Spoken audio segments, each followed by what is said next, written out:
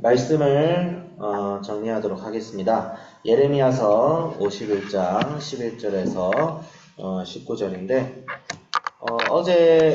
어제 것도 포함해서 우리가 51장으로 이제 넘어갔죠. 이제 그래서 우리 한비 전에 우리 학생들과는 51장을 오후에 하였고, 그 다음에 이제 그거는 유튜브에 올라와 있으니까 혹시 궁금하신 성도님들께서는 참조를 부탁드리겠습니다. 그래서 51장도 바벨론 심판인데, 우리가 큰 틀에서 우리 학생들도 항상 말씀 본문을 읽을 때 말씀 본문 자체를 파악하는 것도 중요하지만 이것이 어떤 흐름 가운데에서 왔는지를 항상 파악해야 돼요. 그러니까 드라마를 본다고 치면, 예를 들어서 내가 어떤 드라마의 19화를 본다고 하면 1화부터 18화의 내용을 알아야 19화가 무슨 내용인지도 알 수가 있겠죠. 그러니까 중요한 건 뭐냐면 성경은 문맥적으로 문맥의 흐름을 파악하고 읽어야 됩니다. 단순히 본문 자체만 볼 수 있죠. 그것도 의미가 있지만 그 본문이 전체적인 그 거대한 흐름 가운데서 이때 그 이전의 말씀 본문들은 무슨 얘기를 하고 있는지를 파악하고 내가 읽고 있는 말씀 본문 이후의 말씀들은 어떤 얘기를 하고 있는지를 알아야 내가 읽고 있는 본문의 의미가 명확하게 파악될 수 있고, 더 나아가서 성경 66권 전체의 흐름 가운데서 예레미야서가 어떤 메시지를 가지고 어떤 가르침을 가지고 있는지를 파악해야 예레미야서 안에 있는 이 본문을 잘 알 수 있다고 할 수 있죠. 그래서 사실은 신학이 필요해요. 성경을 우리가 흔히 하는 요즘 좀 극단적이신 분들이 무슨 신학이 중요하냐? 하나님의 말씀이 중요하지. 근데 하나님의 말씀을 정리한 게 신학이에요. 그래서 신학을 무시하면 안 돼요. 무시하면 안 되는데 중요한 것은 우리가 지금 무슨 신학을 가르치겠다 그건 아니라 말씀 본문을 이해하기 위해서는 성경 66권을 이렇게 우리가 매일 성경 기납적으로 연구를 해야 되는 필요하다. 그래서 매일 성경은 제가 보니까 한 6년이 지나면 성경 한 권을 끝낼 수 있는 패턴을 가지고 있더라고요. 그래서 성경 한 권, 성경 하나를 온전히 이해하는 것은 어렵다. 수많은 믿음의 사람들이 2000년 동안 성경을 연구했지만 여전히 이해가 안 되는 부분이 부분적으로 존재합니다. 예, 그 하나님의 말씀이니까 당연하죠. 인간의 이성으로 하나님께서 읽으라고 주신 말씀이지만 여전히 우리의 인간의 이성으로 다 이것을 포용할 수 없는 건 분명히 있어요.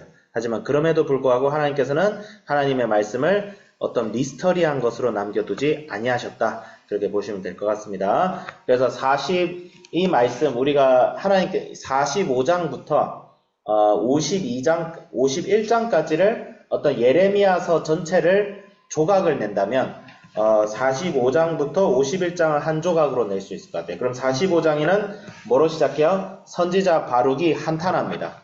네, 선지자 바룩이 한탄하는데 45장 3절에서 5절에는 뭐라고 돼 있냐면, 내가 일찍이 말하기를 화로다 여호와께서 나의 고통에 슬픔을 더하셨으니 나는 나의 탄식으로 피곤하여 평안을 찾지 못하도다. 바룩이 왜 이 얘기를 하고 있어요? 지금 자기 나라는 망해가고 있어요.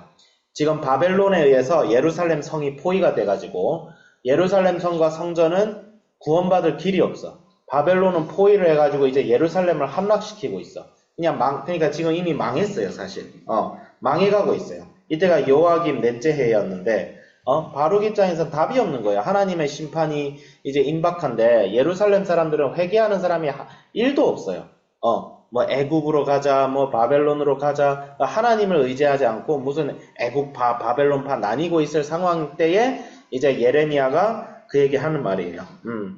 그래서 그때 하나님께서 뭐라고 하죠? 내가 너를 위하여 큰 일을 찾느냐? 그것을 찾지 마라. 내가 모든 육체에 재난을 내리니라. 그러나 내가 가는 모든 곳에는 내가 너에게 내 생명을 노량물 주듯 하리라. 그래서 바룩에게 무슨 얘기예요? 하나님께서 모든 것을 싹 쓸어버릴 거다.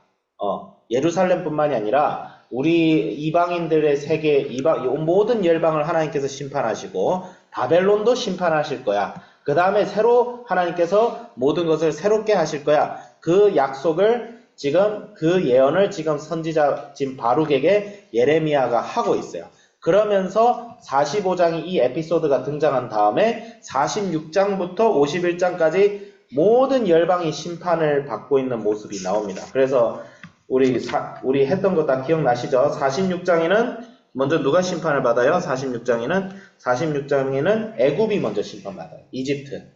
예, 그 당시 바벨론과 함께 강대국의 지위를 누리던 이집트가 먼저 심판을 받습니다. 그 다음에 47장에 누가 심판받아요? 블레셋이 심판받습니다. 블레셋 알죠? 다윗 왕 때부터 엄청 이스라엘과 싸웠던 나라잖아요.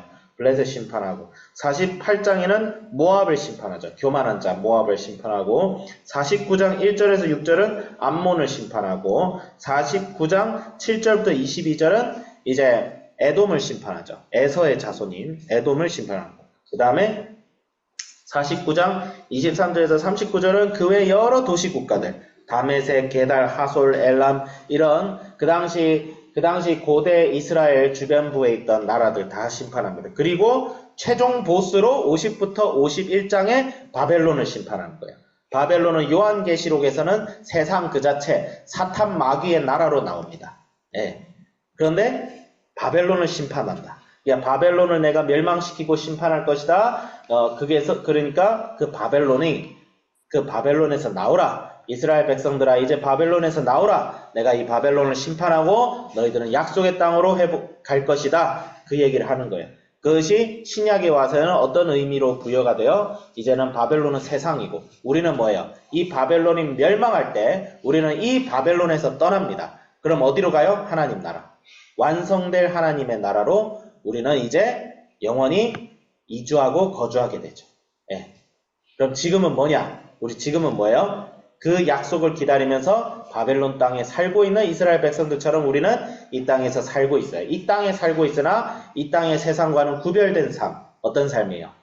산속에 들어가서 절을 짓고 수도하는 그런 삶이 아니라 세상 속에 있으되 세상을 살아가는 방식이 세상 사람하고 완전히 다른 삶을 살아가는 게 우리 그리스도인이죠. 그러면 그런 관점에서 봤을 때 51장은 뭐예요? 바로 희망의 장입니다. 묵시록적 장. 묵시록적 장이란 말은 뭐냐면 종말이라는 뜻이에요. 종말. 우리 입장에서 이것은 종말을 위한 말씀이에요. 종말. 예. 그래서 뭐예요? 바벨론은 멸망당하기 일보 직전이죠. 그래서 바벨론은 어떤 나라로 나와요? 굉장히 이제 바벨론이 심판을 당하는 목적은 그들이 성전을 없앴기 때문이죠. 유다의 성전. 근데 조금 여기서 퀘스천 마크가 있어요. 아니, 하나님께서 바벨론을 사용하셔서 예루살렘을 심판하신 거 맞잖아요. 그쵸? 예루살렘 성전도 내가 무너뜨리겠다. 그래 놓고, 야, 너 왜 나의 성전을 무너뜨려? 너 죽을래? 뭐가 이상하지 않아요? 하나님 무슨 이중인격자신가? 아니죠. 이거는 어떻게 봐야 돼요? 바벨론은 하나님 앞에서 교만하고 하나님께 무례를 저지른 아주 나쁜 민족이에요. 나쁜 자들인 건 분명합니다. 근데 하나님께서 그 악한 바벨론을 도구로 사용하셨을 뿐이에요. 그러니까 바벨론도 악하고 자기 백성인 예루살렘도 이스라엘도 나쁘고, 그래서 하나님께서 먼저 바벨론을 도구로 사용하셔서 자기 백성이었던 예루살렘을 징계하신 다음에 그 징계가 멈추죠. 70년 포로 생활이 끝나고 나서는 이제는 바벨론 이제 네 차례야 해서 바벨론을 치시는 거죠. 하나님의 심판과 징계의 섭리 가운데서 바벨론을 심판하시는 것이지 하나님께서 무슨 이중인격자이신 게 아니에요. 그런데 그래서 바벨론을 이제 치시고, 근데 바벨론의 특징이 있습니다. 13절을 보면 많은 물가에 살면서 재물이 많은 자여. 많은 물가가 뭐예요? 이 당시 유프라데스 티그리스 강의 교차에는 디옥한 초승달 지대에 바벨론이 있었어요. 그러니까 강들이 많았어요. 그러니까 물가가 많다는 말은 농사를 굉장히 잘 짓는다는 거죠. 그 다음에 무역을 잘하는 거죠. 그 말은 뭐예요? 굉장히 풍요한 땅이라는 거예요. 예, 오늘로 치면 뉴욕 맨해튼도 허드슨강과 대서양이 만나는 지점에 도시가 있잖아요. 그러니까 무역의 중심지죠, 뉴욕도. 예, 우리나라로 치면 부산, 인천, 서울 이런 지역, 예? 이런 지역인데 그 많은 재물과 부를 의지하지만 하나님이 보시기에는 이것도 심판의 대상이다. 왜? 그거 내가 너로 하여금 그렇게 살라고 한 거지 니들이 잘나서 그래 된 게 아니라는 거죠. 그래서 하나님께서는 천지를 창조하셨는데 하나님께서 이 만물의 주인이 되시는데 이방 사람들은, 그러니까 하나님을 믿지 않는 자들은 하나님이 만든 이 자연 세계를 우상으로 섬겨요. 하나님이 물질을 창조하셨는데 그 물질을 우상으로 숭배하는 것이 이 세상 사람들이 어리석음이죠. 그에 반해서 자기 백성인 이스라엘은 하나님이 오히려 분깃이 되십니다. 그 말은 뭐예요? 우리가 왜 재물을 의지하지 말아야 되냐면 그 재물의 주인이 되시는 분이 하나님이시기 때문이에요. 예. 그러니까 우리는 하나님이 공급하신 것을 주인으로 삼아버리면, 그러니까 돈을 사랑함이 일만하게 뿌리라고 하잖아요. 그 이유가 뭐냐면 하나님께서 물질을 공급하시는 분이시라면 우리가 의지할 것은 우리에게 공급하시는 하나님을 의지해야 되는데, 우리에게 공급하시는 하나님을 의지하지 않고 돈을 의지하고 그 다음에 하나님이 공급한 것을 가지고 우상을 섬기고, 그러니까 하나님께서 한탄하시는 거죠. 아니 내가 너희들을 풍요하게 만들고 풍족하게 만들었는데 너희들은 어디서 듣도 보도 못한 바알이란 인간을 데려와서 걔를 신으로 섬기고 있느냐? 그게 말이 되느냐? 바알이 너희들을 풍요하게 하였느냐? 내가 너희들을 풍요하게 하였고 내가 너희들을 포도원 농사를 짓고 포도를 수출하게 했더니 그 포도를 이방 놈들에게 갖다 바치네? 열받는 거죠. 열받는 거죠. 부모님이 여러분한테 용돈 줬죠? 그럼 여러분 부모님께 감사해야 되는데 여러분이 갑자기 어디 이상한 지나가는 아저씨한테 아저씨 용돈 줘서 고마워요 이러고 있으면 부모님이 빡치죠. 너 뭐냐? 이렇게 빡치죠. 혹은 다른 비유를 들어볼까요? 남편이나 아내가 자기 사랑하는 연인한테 선물을 줬어요. 막 선물을 주고 돈을 주고 해가지고 너 사랑해 이러고 있는데 걔가 바람 피가지고 그 돈으로 바람을 피는 데 썼어. 그럼 그러면 우리 빡치겠죠. 하나님이 지금 그런 일을 예루살렘 백성들에게 당하고 계셨던 거예요. 그래서 징계를 하셨지만 아예 버리지 아니하셨다. 그래서 결론은 뭐예요? 하나님을 의지하자. 하나님은 이 세상 만물의 주인이시고 창조주 되신다. 하나님께서 이 세상을 잠시 보존하시고 교회가 잠시 환난을 당하고 우리가 예수 그리스도를 믿는 믿음으로 말미암아 이 땅에서 고통을 당하는 이유는 그것이 하나님께서 패배하시고 하나님이 약하셔서가 아니라 그분의 심판과 구원의 섭리 가운데 있기 때문이에요. 우리가 하나님과 예수님과 함께 십자가를 지고 가는 이유는 그것을 통해 이 땅에 아직도 예수님을 알지 못하는 사람들이 더 많은 한 영혼이라도 더 구원을 받게 하기 위해서예요. 하나님은 내일이라도 오실 수 있으시고 내일이라도 예수님께서 다시 오셔서 심판하실 수 있으시지만 그렇다면 구원받지 못한 한 영혼 한 영혼에 대해서 우리가 어떻게 생각할까요? 그러니까 하나님께서는 최대한 많은 사람들이 할 수만 있으면 이 땅에 있는 모든 영혼들이 예수님을 인해 구원받기를 원하세요. 그래서 심판을 최대한 딜레이 시키시는 것 뿐이지 예수님께서 죽으신 것이 아니고 하나님이 무슨 니체 말처럼 신은 죽었다. 그건 말이 아니에요. 죽은 건 니체지 신이 아니에요. 그렇기 때문에 우리도 이런 교훈을 받아서 약속을 믿고 가야겠다. 하나님을 더 의지해야겠다. 우리가 이 땅을 살아가면서 우리는 세상과 다른 방식으로 살아가는 구별된 그리스도인이 돼야겠다. 그리고 내일이라도 오실 수 있는 예수님을 항상, 그래서 우리 한비전 친구들한테 제가 얘기했죠. 예수님이 곧 오시니까 페이스 한 주에 3-4권씩 풀어라.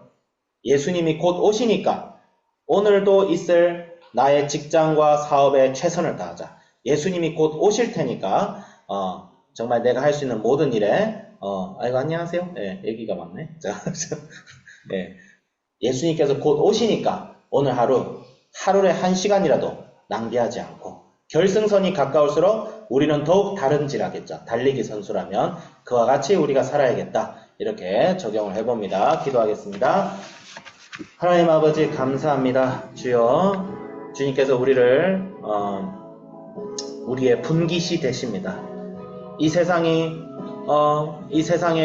화려함과 이 세상의 풍요함이 많은 사람들이 그것으로 눈이 현혹이 될 때 우리는 그 너머에 계시는 그 모든 것의 궁극적인 원인이 되시고 공급자가 되시는 하나님을 바라봅니다. 주님을 눈으로 볼 수 없으나 우리가 바람을 보지 못하나 바람에 흔들리는 가지를 보면서 우리가 바람의 존재를 인지하듯이 우리가 하나님을 인지합니다. 하나님 아버지, 우리를 공급하시고 우리를 인도하시고 언젠가는 주님의 나라를 완성하실 그분께 하나님 아버지, 우리가 전심전력을 다하여 하나님의 뜻대로 살아가게 하여 주옵소서. 정말 하나님이 다스리시는 원리대로 우리가 우리의 주변, 우리에게 주어지고 맡겨진 모든 것을 다스리고 관리할 수 있게 하여 주옵소서. 주님께서 우리에게 주시는 시간 동안에 그 시간을 하루에 한순간이라도 함부로 허비하지 않게 하여 주시고, 하나님 아버지 주여, 주님께서 우리에게 은혜를 베풀어 주신 것에 감사하며 감사하는 마음으로 이 세상에 온갖 낙심과 흑암과 시기와 질투와 어떤 악한 것으로부터 저항하고 다투고 싸워서 이기고 정복하게 하여 주시옵소서. 감사드리며 우리 주 예수 그리스도 이름으로 기도드립니다. 아멘.